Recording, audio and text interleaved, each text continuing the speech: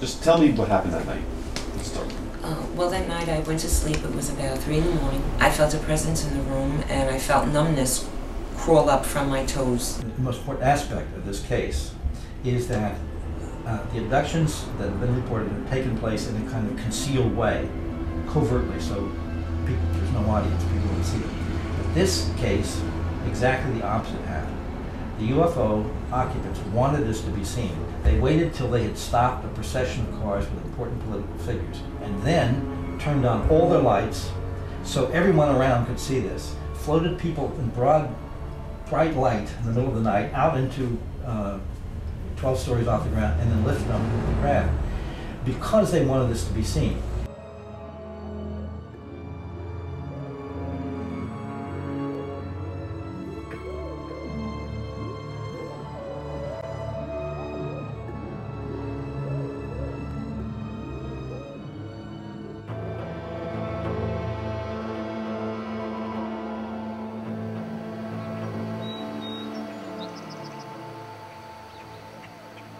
I'd just married Bud Hopkins in 1996 and was starting to fall under the spell of the abduction phenomenon. Did they come through the wall this time too? Where were you? I didn't know what was happening to all of these perfectly sane people. But their stories were an alluring blend of something genuinely mysterious and otherworldly. This is so outside of everyone's frame of reference or interest or anything else until they have some experience like you had. To see two things come around with no noise and join, get closer and closer and closer until they become one, that just doesn't happen. You don't see that in the sky. But why didn't you tell anybody? I'm just a very private person. I don't want notoriety.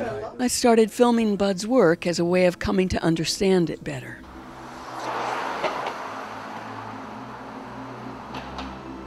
What followed was an event that started to ring a series of alarm bells in me. I began to have some doubts about my new husband's most fiercely defended UFO abduction case.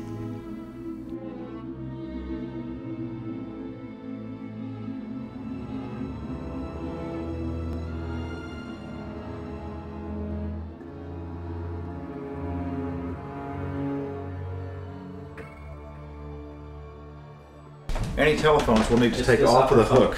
Yeah. All right. We can do that. Behind pictures. The evening started off with an entertaining new experience for me.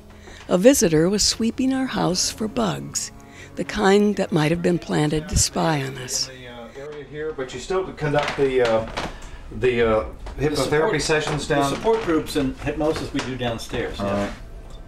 Okay. We're clear. It wasn't clear to me whether I should take this seriously or not. Very great. Super. All right. Thank you, sir. Yes, my Appreciate pleasure. that. My pleasure. Everything's okay? Yeah, Everything's clean and okay. everything. Right. But some people in the UFO community believed that what they knew about UFOs and the alien agenda made them persons of interest to the FBI. Linda Cortile was Bud's most famous abductee. Witness, the book based on her story, was about to come out, and Bud had staked his entire reputation on this sweeping, highly dramatic story. So Sal and I sitting at the seaport. But I was starting to realize that Linda's case was far from over. Miserable and damping. I couldn't concentrate because there was this man sitting behind us. He was facing me, but behind Sal. Yeah. And he was just staring at me, and he was wearing this hat. He still had his trench coat on. Do you think he wanted you to think that he was watching you? Yes. No, he wasn't being, the guy is really, going to be concealing. He's not going to... He was deliberate. Yeah. I came away feeling it was a deliberate act to intimidate me. Yeah. It was almost as though maybe he thought he was Humphrey Bogart walking through the fog. Yeah. And he put his hand in his coat. Yeah. And very slowly pulled it out, and here I'm trapped. Yeah. No way I could have escaped. And all I could do was sit there helplessly and say this. Yeah. Very well dressed, very handsome. Yeah. He reminded me of Clark Kent, in a way. And then he came out with nothing. You thought he was drawing? He just stared. A Yeah, I gun thought or he was something? drawing a gun. And you saw him walking very slowly, and he was staring at Sal and I, staring and staring. He went away. That was very intimidating. So here you have this phantom of a gray van, you know, appearing a couple of months ago. You want to tell us about that? Well, and I, you know, no, I didn't want to tell anybody, but But we've been talking about wiretapping, we've been talking about you not knowing. I had an eye doctor appointment, and Connie was in town, and she wasn't going to go with me. She Is said, Connie sort of your age? she's a little older, just a couple of years But older. roughly, yeah. Pretty too, she's really pretty. See, she's new to me in your conversation, so I don't, yeah. And so it was running late, and I had a 10:30 appointment. And it crossed my mind, gee whiz, you know, they have vans now. Mm-hmm. You know how interesting. Yeah. So I opened up the van door, Yeah. it slid open, you know, and you have to step up. Mm-hmm. And I stepped up, and Back there is, door, I assume. yeah, in the back. Yeah. And then, you know, there's the driver. Mm-hmm. And in the back is a man crouched down, just crouched down, and grabbed my wrist. Jesus Christ. Well, I'm yelling all over the place. And I'm screaming and yelling. Connie is coming, right? Right. Connie sees what's going on. Yeah. And she grabbed me from my waist, and she's yelling and screaming now, and she's pulling me back, but she's not getting anywhere. But before that, you know, he's pulling me by my wrists, and she's pulling me by my waist. That hurts. So I continuously pounded him on the top of his head with my fist. Mm-hmm. This way, though, like a jackhammer. And he let go. What happened to the car, the van? The door slammed. We ran across Catherine and up Cherry Street towards the entrance. It sounds like, to me, that they were trying to grab you to interrogate you. That's what it sounds like. Linda, were they dressed as street Yeah, thugs? no, How were they were dressed? dressed well. What do you mean, Was the van Well, battered they up, wore or was suits. it, did it look good, or what was the van No, look the like? van was a good Well- looking van. Linda, look, Andy walks down streets, Carol does, I do. This doesn't happen to us. I wasn't sure why a researcher would hear a report like this and A, immediately assume it was true, and B, immediately connect it to Linda's now 7-year-old abduction case.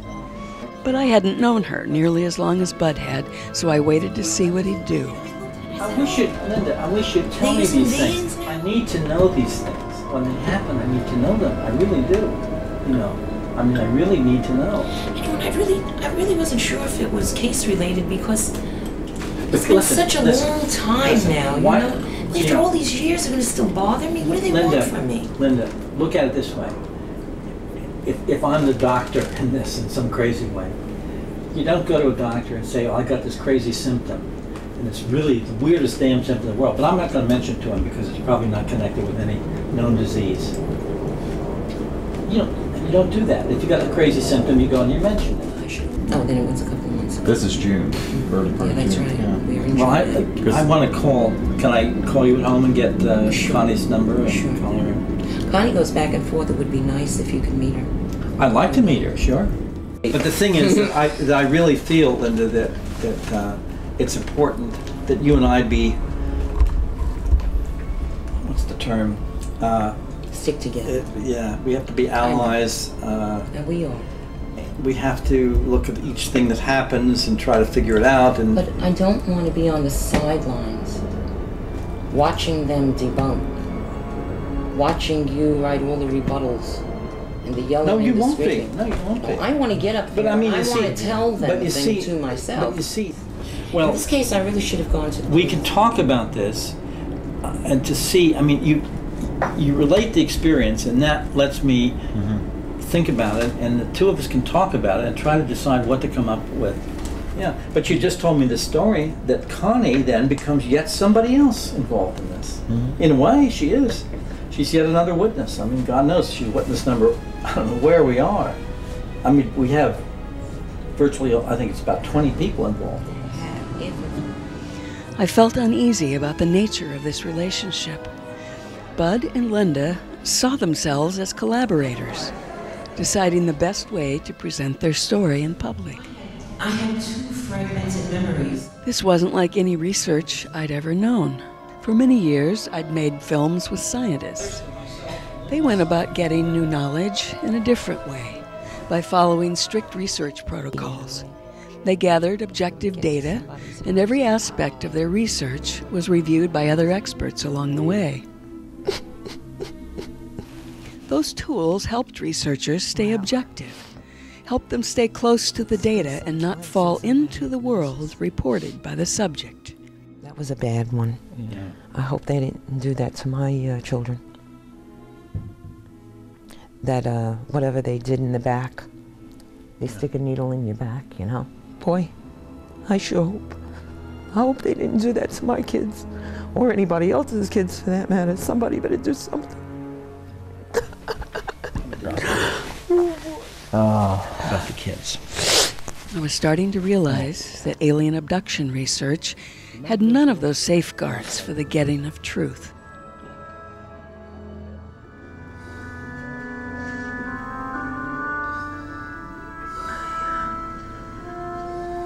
I don't know what to say, Mulder. Where to begin? I mean, you were right. And that night, the phone rang. Bud answered, not saying much, but a peculiar look came over his face. When he hung up, I asked who it was. He said, "That was Linda, pretending to be her cousin Connie." I wondered why Bud wasn't more upset. He just told me that the subject of his most important case had pretended to be Cousin Connie, witness number 20 to the Brooklyn Bridge UFO abductions. But he never mentioned it again and continued his staunch support of the case. Ultimately, I found out that the 2 government agents and this world important leader were also abducted that night, right along with Linda Cortile. The debunkers' attack on this, of course, is that the whole thing is a gigantic hoax involving maybe 20 people. Linda would have to be paying these people all off to make up all these stories. They would all have to be trained, it's an item, the whole thing. We have sat and talked at length about what happened to her. I have absolute confidence in her truthfulness. Io sono sicura che questo non stia mentendo, che dica la verità. Io ho avuto modo di... E li chiamerò Now, again, the woman on the bridge, the drawing she made.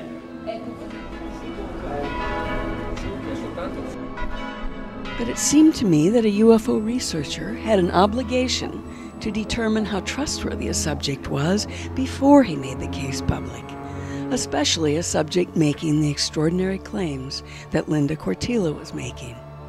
Here's a partial list of her claims, although not all of these made it into the book.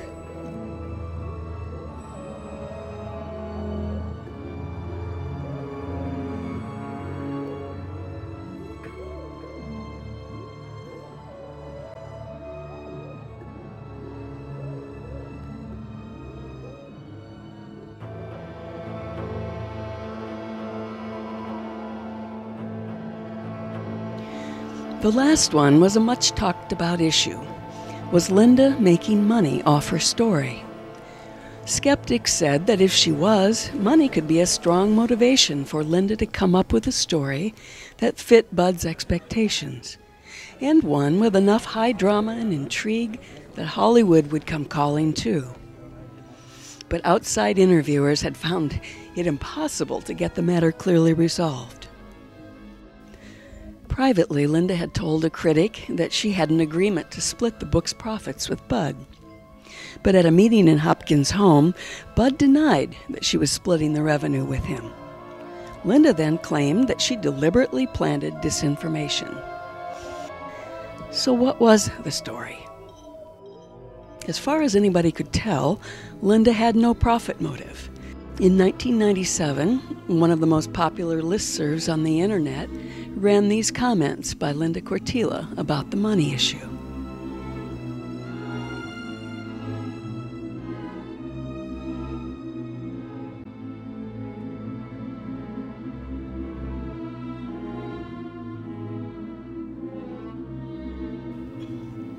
Noble feelings on Linda's part. The only problem was, I knew they weren't true.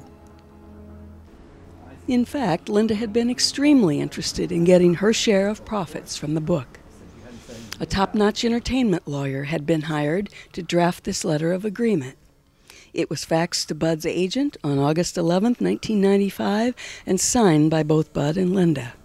And so it was 2 years later that she was still publicly claiming that her profit from the book was a mere token. It filled one cavity. That would have to be a hell of a big cavity, because the truth is that Linda stood to profit substantially if Witness became a bestseller or got made into a movie, the way Bud's book Intruders had.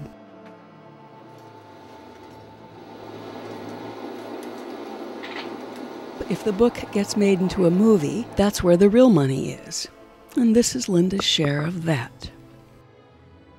For either a 5-figure or 6-figure advance, this is Linda's share of the story.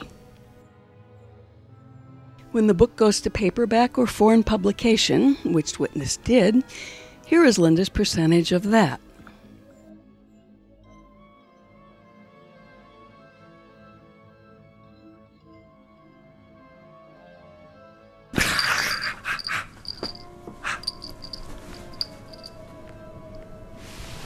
Now you're going to be a lap ferret? Oh, he's going to be a lap ferret. Tell me this, are you bored with the Witness case at this point? Or No! Can you still talk about it? Oh, yeah. Do you ever think you'll have a case to top it? In terms of its intrigue? I hope so. Mm-hmm. I mean, obviously, you always hope for, what is it, madder wine and a stronger meat or something. Every year that goes by since the case, and now it's 10 years going on 11, you get, with all the people involved in it, you get more and more absolutely rock solid the case that this could not possibly be an organized hoax, because obviously the more time that goes on with so many people involved, the more likely it is that somebody comes forward. Just as none of the people involved in the Brooklyn Bridge case, not one has ever come forward and said this is a hoax. So, and of course, the reason you even mention hoax is because that's the only possibility, the only alternative there is to that fact that this happened, actually happened.